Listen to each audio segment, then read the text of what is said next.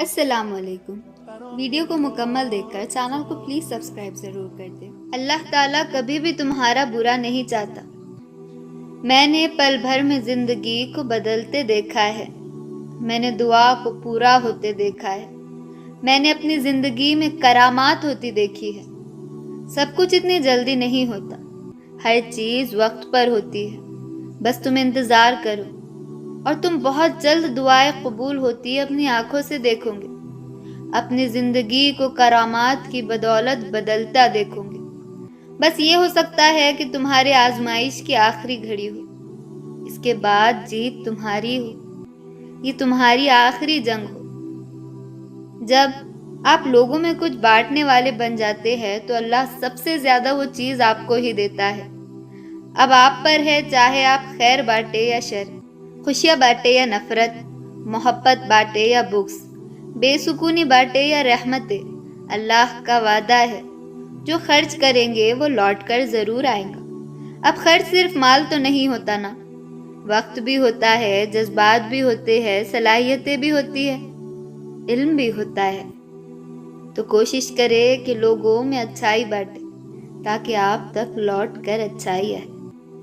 وہ چاہتا نا تو تخلیق کرتے ہوئے ہمارے ماتھے پر لکھ دیتا کہ یہ شخص اچھا ہے، یہ شخص برا ہے، مگر جانتے ہو وہ ایسا کیوں نہیں کرتا؟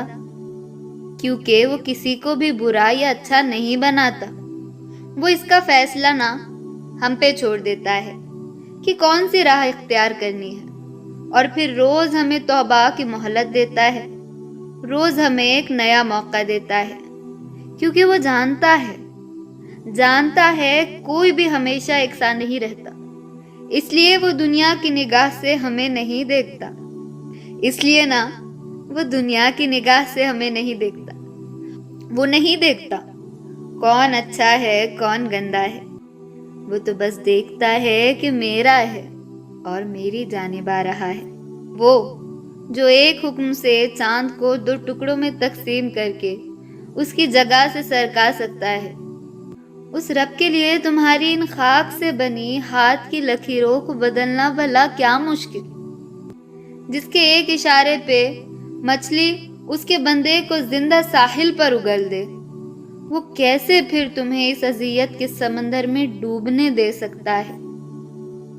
یہ دکھ درد تمہارے، اس کی طرف سے تمہاری سزا نہیں ہے، یہ آزمائش تمہاری ماضی کی خطاؤں کا نتیجہ نہیں ہے، یہ بے سکونی تمہاری اس کی تم سے ناراضگی کی وجہ نہیں ہے، یہ اس کے طریقے ہے تمہیں خود تک بلانے کے، یہ بے چینی بے وجہ نہیں ہے۔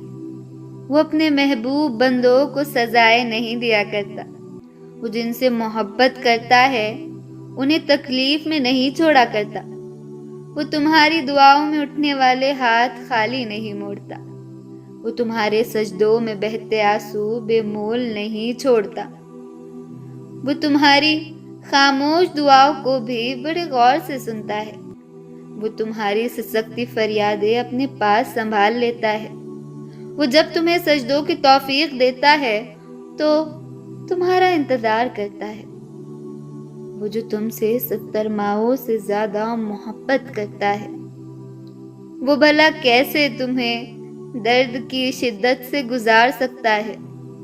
یہ بس آزمائش ہے، وہ اپنے محبوب بندوں کو دیتا ہے۔ اس کٹھن وقت میں تمہارا صبر تمہیں اپنے رب سے ملا دیتا ہے۔ جب صلح کا وقت آتا ہے تو وہ اپنی رحمت کے سارے دروازے کھول دیتا ہے۔ جب کن فرمایا جاتا ہے تو آسمانوں کے فیصلے تمہاری رضا کے مطابق لکھ دیتا ہے، پھر وہ بھی حاصل ہو جاتا ہے جو کبھی لا حاصل رہا ہو، پھر وہ نوازتا ایسا ہے کہ ہر ناممکن ممکن کا روپ ڈھال لیتا ہے۔ صبر ایک بہت مشکل آزمائش کا نام ہے۔ زندگی کے اکثر مقام ایسے آتے ہیں جب انسان کہتا ہے کہ آخر کب تک، میں ہی کیوں، اور بے شک یہ فطرتی طور پر ہوتا ہے۔ بہت تھک جاتا ہے انسان، مگر ایک بات یاد رکھے، کہ آپ کی آزمائش جتنی مشکل ہوتی ہے اس کا اجر بھی اتنا ہی عظیم ہوگا۔ وہ جس نے مچھلی کے منہ میں اپنے بندے کے دل کی صدا سن لی، تمہیں کیا لگتا ہے اس کو تمہارے ٹوٹے دل کی صدا نہیں سنائی دیتی ہوں گی؟ دعائیں جب قبولیت کے لیے اللہ کے روبرو ترتیب سے کھڑی ہوتی ہے تو تہجد کی دعائیں سب سے پہلی صف میں ہوتی ہے، وہ صف جسے اللہ نے سب سے پہلے اپنے کن سے نوازنا ہوتا ہے۔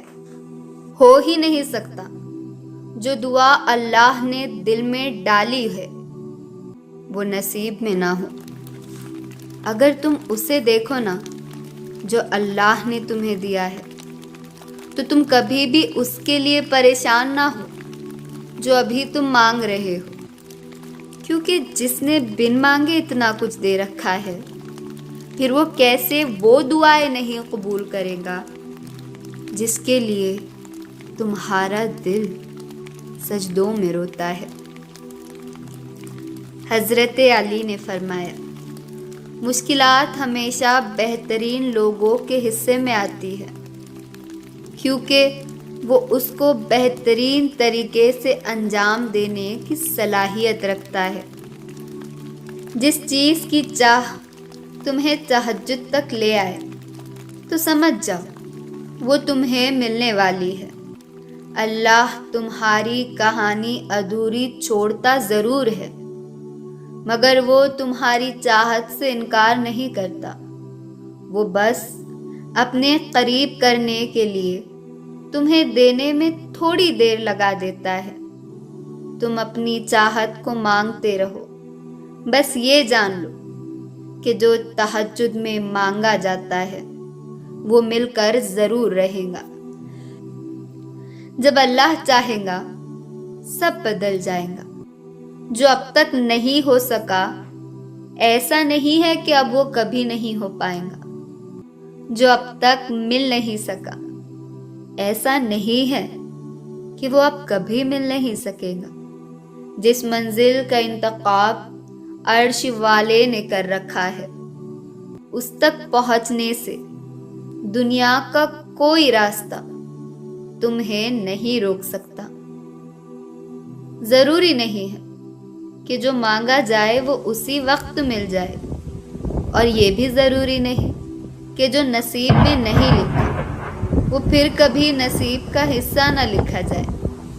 بس یہ ساری وقت کی ترتیب ہے، سب کچھ اللہ کی منصوبہ سازی ہے، تمہارے سوچے ہوئے وقت کے مطابق نہ صحیح، مگر جو بھی ہوگا تمہاری رضا کے مطابق ہی ہوگا۔